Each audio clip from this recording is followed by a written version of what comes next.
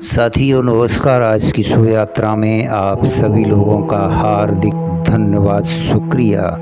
श्रीमद् भागवत गीता एक ऐसा धर्मशास्त्र है जो मानव मात्र के कल्याण के लिए कहा गया है।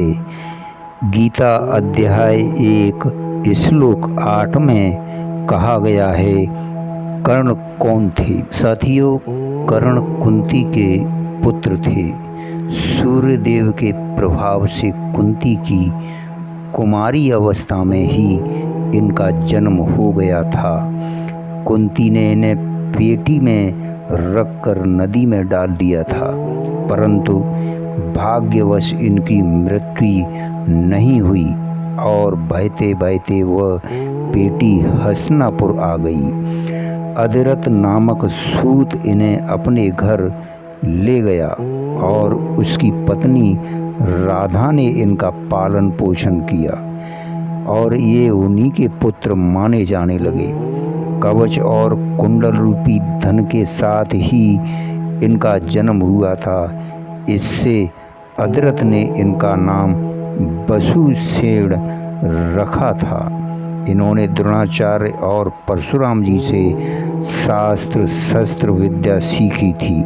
ये शास्त्र और शस्त्र दोनों के ही बड़े पंडित और अनुभवी थे। शस्त्र विद्या और युद्ध कला में ये अर्जुन के समान थे। दुर्योधन ने इन्हें अंगद देश का राजा बना दिया था। मित्रों, दुर्योधन के साथ इनकी प्रांगण मैत्री थी और ये तन मन से सदा उनके ही हित चिंतन में लगे रहते थे। यहाँ तक कि माता कुंती और भगवान श्री कृष्ण के समझाने पर भी इन्होंने दुर्योधन को छोड़कर पांडव पक्ष में आना स्वीकार नहीं किया। इनकी दानशीलता अद्वितीय थी। ये सदा सूर्य देव की उपासना किया करते थे। उस समय इनसे कोई कुछ भी मांगता ये सहर्ष दे देते थे। एक दिन देवराज इंद्र ने अर्जुन के हितार्थ ब्राह्मण का वेश धरकर इनके शरीर के साथ लगे हुए नैसर्गिक कवच कुंडलों को मांग लिया। इन्होंने बड़ी ही प्रसन्नता के साथ उसी क्षण कवच कुंडल उतार दिए। उसके बदले में इंद्र ने उन्हें एक वीर घातनी अमोघ शक्ति प्रदान की थी। कर्ण ने युद्ध के समय उसी के द्वारा भीमसेन के वीर पुत्र घटोत्कच का वध किया था। द्रोणाचार्य के साथ महाभारत युद्ध में 2 दिनों तक प्रधान सेनापति रहकर ये अर्जुन के हाथ से मारे गए थे। मित्रों, प्रश्न खड़ा होता है, कृपाचार्य कौन थे? ये गौतम वंशीय महर्षि शरद्वान के पुत्र थे। ये धनुर्विद्या के बड़े पारदर्शी और अनुभवी हैं। इनकी बहन का नाम कृपि था। महाराज शांतुल ने कृपा के करके इन्हें पाला था।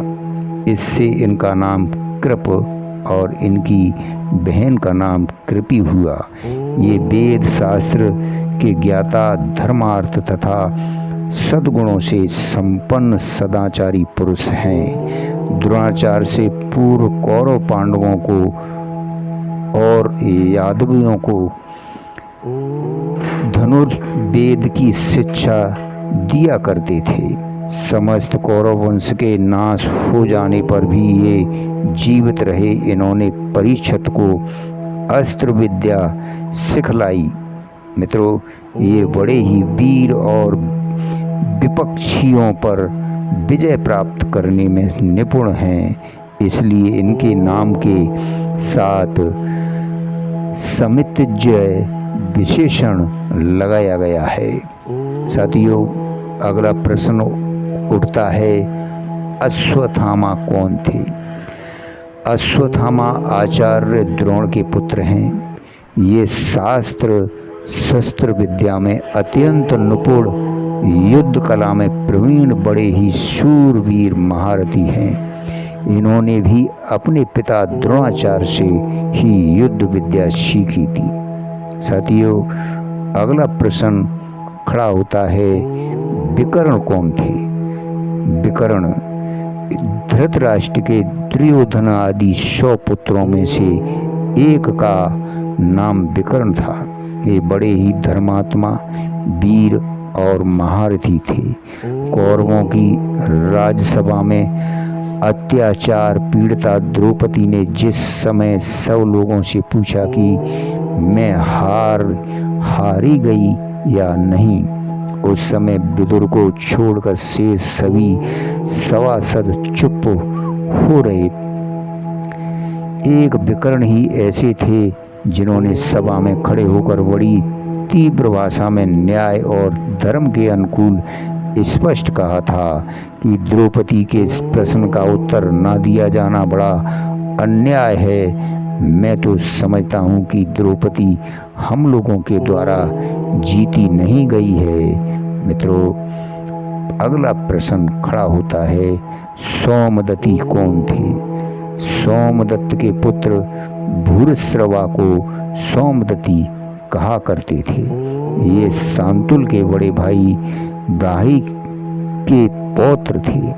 ये बड़े ही धर्मात्मा, युद्ध कला में कुशल और शूरवीर महारथी थे।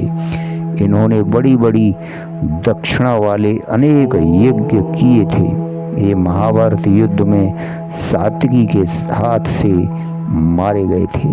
मित्रों, तथा और एव इन दोनों अवयव पदों के प्रयोग का क्या अभिप्राय है? साथियों, इन दोनों अवयवों का प्रयोग करके यह दिखलाया गया है कि अश्वत्थामा, विकर्ण और भूरिश्रवा भी कृपाचार्य के समान ही संग्राम विजयी थे। मित्रों, धन्यवाद, शुक्रिया। अगले श्लोक में आपसे फिर मिलते हैं।